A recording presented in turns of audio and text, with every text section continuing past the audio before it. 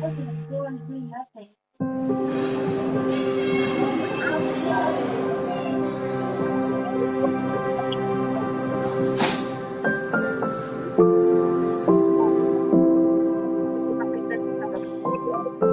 maging karapat-dapat ang ating pamumuhay sa Ebanghelyo ni Kristo, doon nakalapat yung ating mga buhay.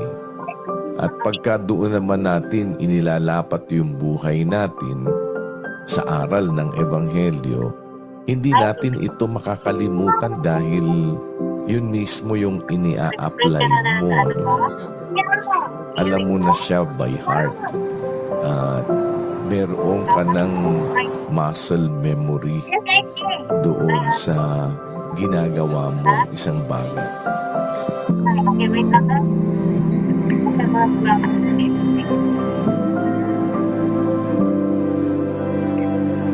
Sa totoo lang, kinakabahan ako kasi first time kong mag-donate ng dugo. Kaso lang, parang hinahatak ang puso ko na pumunta dito para kahit paano magampanan ko ang tungkulin ko bilang Kristiyano.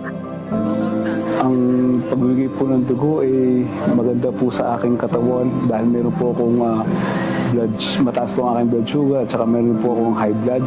Nagdodonate po akong dugo ay nakakabuti po sa aking paramdam at nare-regulate po yung aking blood pressure at saka blood sugar po. Kaya po kayo mga kapatid, kung meron po kayong maayos naman po yung pangangatawan, walang problema, magsubukan niyo po magbigay po ng dugo, mag-donate din po. Salamat po sa Diyos sa magandang pagkakataon po.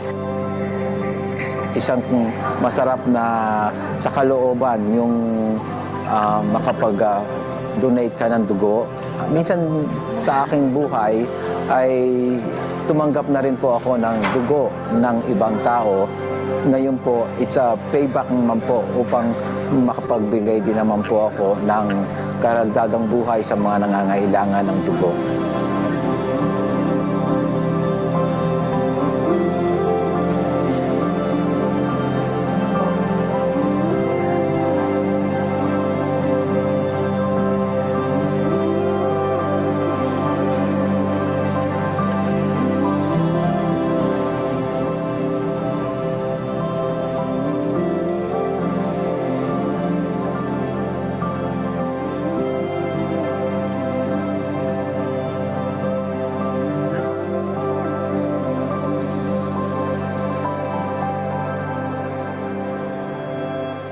Sa pamagitan nga po nitong pagdodonate, ang sarap-sarap po sa kalooban na lalo po ngayon naka 50 donation na po ako. Ang sarap po sa kalooban yung naibigay mo yung talagang effort na magawa mo yung nagagawa natin na dapat natin gawin sa pamagitan ng mga aral na tinuturo po sa atin. Lalo na po pag pinakikita nila yung mga natutulungan natin, talagang iba yung pakiramdam. Talagang mararamdaman mo yung espiritu na dumadaloy sa atin na iisa, na isi-share natin kung paano tayo gumagawa, paano natin na papanatili yung kabutihan sa puso natin na naibabahagi natin sa kapwa-tao natin. Kailangan magpatuloy tayo sa paggawa ng mabuti. Masanay tayo sa paggawa ng mabuti para makalakad tayo ayon sa turo. So, saka yun nga, yung masaya sa puso na alam mo na yung dinodonate mong dugo is nakakadugtong ng buhay ng ibang tao. Bali po, ito po na makikita po natin yung pagsasama-sama ng mga kapatid. Kasi po nakikita ko po sa yung pong buong mundo po na more than 1,000 po ang mga na-donate na blood sa loob po ng isang taon. Marami pong buhay ang nasisave dahil po doon. Kumbaga po, ito po yung paraan natin para mapakita sa kapwa at po tao natin yung pag-ibig na itinuturo po sa atin ni Kuya Daniel. Ang pinaka-inspirasyon ko, yung makita mo yung mga kapatid na nagdo-donate. Sila mismo talagang tinitake advantage nila yung pagkakataon na kung merong mga gantong event. Kaya na-inspire ka na sumama rin. Yun yung napakalaking bagay na makikita mo talaga sa kapatiran na wala sa iba. Kaya na-inspire akong mag-donate rin ngayong araw na ito.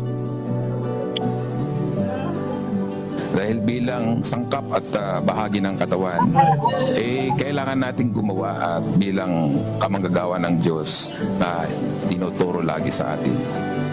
lagyan lang po natin sa puso ang pagdanasa po natin na gumawa ng mabuti sapagkat tutulungan po tayo ng Panginoon na maisagawa po ito. At salamat po sa Diyos at meron po kami mga ngaral na katulad ni Kuya Daniel na patuloy na nagpapagal para maakay ang buong kapatiran.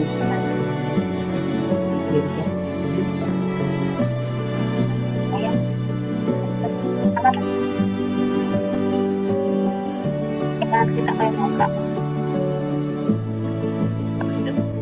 Para kayong pinagsit yan ng kanan.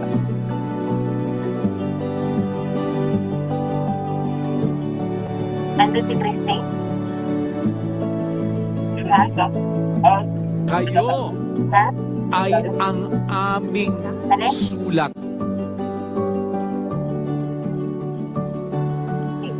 Na nasusulat sa aming mga puso.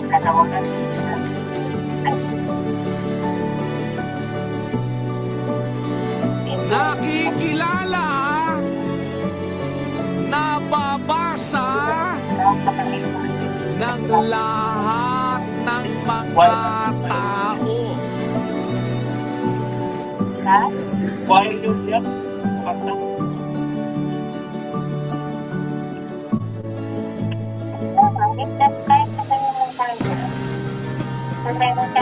For the community, it's good when we have people, especially like this church, that come together. It brings awareness to friends and family that donating blood is a good and positive thing. A lot of people don't know or don't have information about giving blood. So when we have blood drives like this, where it's a close-knit group, it brings awareness. It's very easy for people to be able to help others, the community, fellow co-workers, peers, and all that. But how many people could actually say, I saved a life? Not very many. So by contributing with a blood donation, you are helping save lives around the world. When we have organizations like you guys come in, we have more opportunity for more donors because we have people who are in organization like yours who see the impact and they want to come in and donate. So we're able to have more people, and whenever we have it convenient like this, it's more convenient for donors to come in so they don't have to drive and find a blood drive. You guys can kind of help us spread the word, and then that helps us get more donors and more blood, and we save more lives. One donation does save about 3 lives, and then one Power Red donation saves 6 lives, and that donation does go to like cancer patients, trauma patients, and newborn babies. So we do every unit that we can get. We absolutely encourage everyone to come in and donate whenever they can. We just want to thank you guys so much for being here. Every donor that you have brought in from your organization have saved so many lives, and we are very excited to continue working with you in the future to keep running these blood drives as much as we can with you guys, because what you're doing here to help us is very, very important, and we thank you for being here, and we thank you for having us today. So today we have MCGI coming into our donor center, and we are so incredibly grateful for that effort. We recognize people need to come in and donate blood every single day. MCGI has been fantastic coming in on a regular basis with brand new donors and donors of old. And having that wide span of donors coming in and saving lives as a team really helps to build community, and it keeps our center functioning on days that are particularly difficult. And this incredible good act is so appreciated when we really and truly need it, and patients across Canada are so incredibly grateful. So thank you to MCGI and everyone who comes out, whether you are a cheerleader for donors or donating yourself. And to MCGI, salamat sa Diyos.